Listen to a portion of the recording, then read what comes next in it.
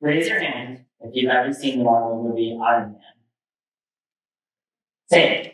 I remember growing up and then watching Iron Man and getting irrationally excited by the futuristic virtual assistant Jarvis, and dreaming of a future in which artificial intelligence, also known as AI, can make everyone's future better.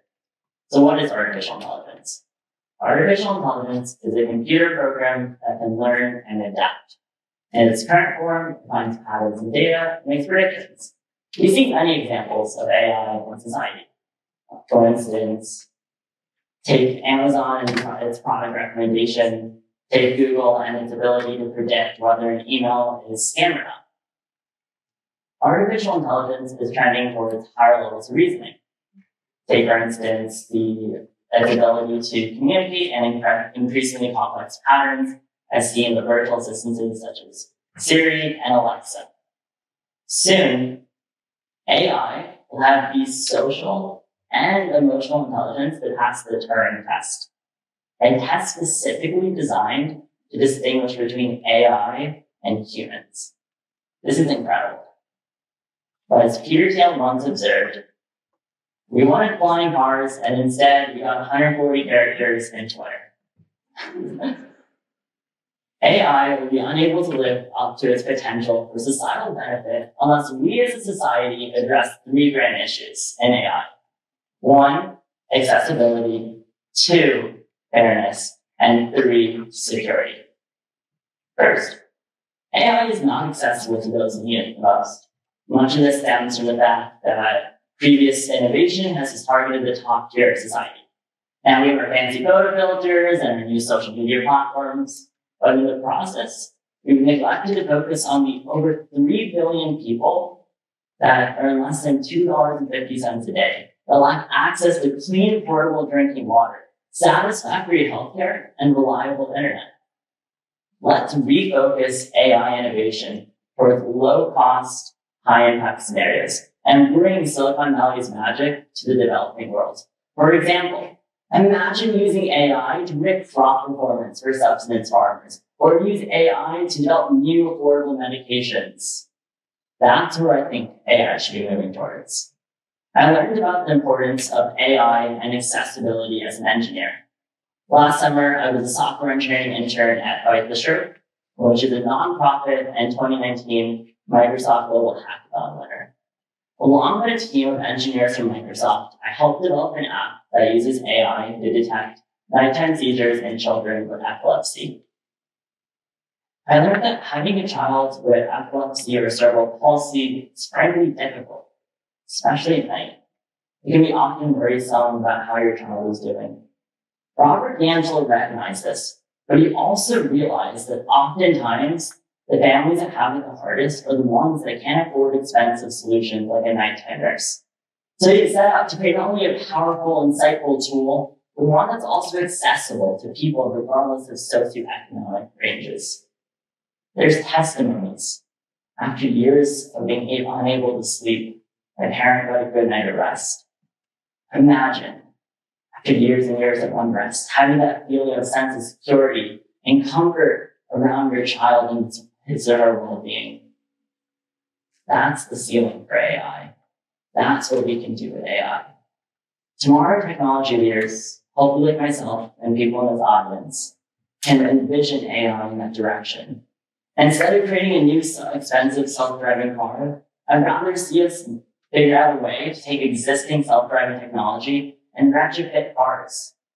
If we operate under this framework, we could see so much potential. Next, fairness. On top of making AI accessible, we must also make it fair. Why is this important? Well, AI is making increasingly sensitive decisions from determining whether a person qualifies for a loan to determining a person's job suitability.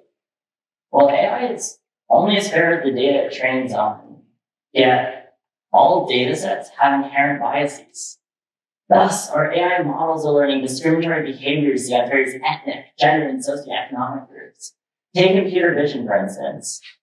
It is shown that computer vision models perform significantly better on people with Caucasian skin tones in comparison to people with darker skin complexions. This is unacceptable as it alienates minorities. I saw this firsthand and I learned about this when I tried to create an eczema classifier, a project inspired by having a sister with eczema. What I saw was that the data was heavily skewed towards people with lighter skin complexions. So what I did is I created my own data source. I sourced my own data. I created a more balanced distribution, and I retrained these models until I created a technology that I felt my sister would be comfortable using. That's what we need to do as engineers. We need to realize that these data points and models are more than numerical values, but rather individuals. Once we make this realization, only then can we engineer with humanity. And engineering with humanity is the way we realize this massive social impact that we have yet to unlock. We need action. Next, security. Artificial intelligence requires massive amounts of data, which is why tech companies aggregate so much personal information about its users. And these databases serve as gold mines for cyber hackers looking to compromise personal information such as financial and health records. Take, for instance, the recent data breaches at Yahoo and Facebook that compromised hundreds of millions of people's personal information. We're losing trust in our technical institutions. I learned about security after talking to the founder of Peace of Mind. I learned about the importance of creating a secure machine learning pipeline.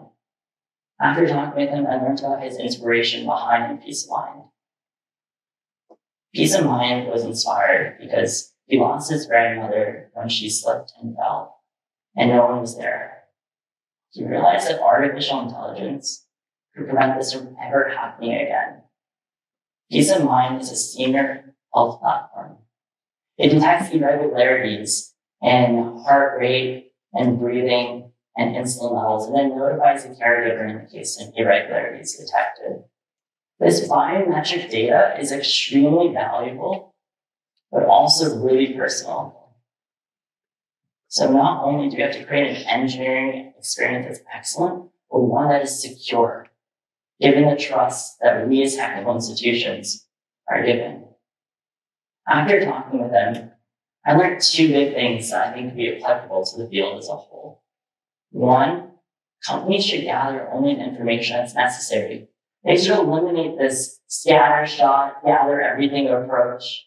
It's unnecessary and irresponsible. And two, technical leaders should invest into long-term information security.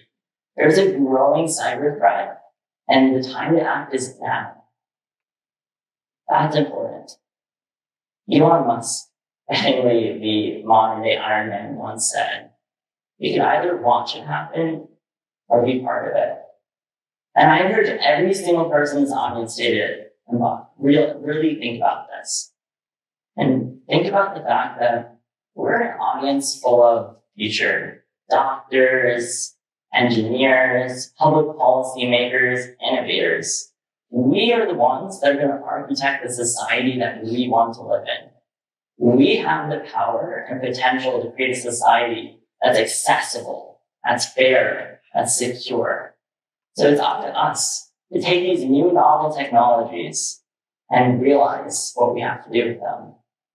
Only then can we realize that childhood dream of mine, that artificial intelligence can make everyone's future better. Only then can I see us all having our personal driverless one day.